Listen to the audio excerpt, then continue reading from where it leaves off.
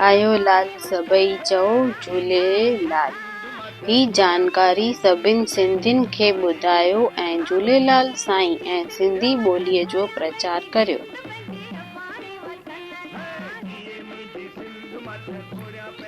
चौथे सवाल जो सही जवाब आहे ए। भॻवान झूलेलाल जनोई संस्कार खां पोइ वेद शास्त्रनि जो अध्ययन कयो। सवाल 5 ठठा नगर में अरबन जी तरफ़ां कहिड़ो सुल्तान शासन कंदो हो?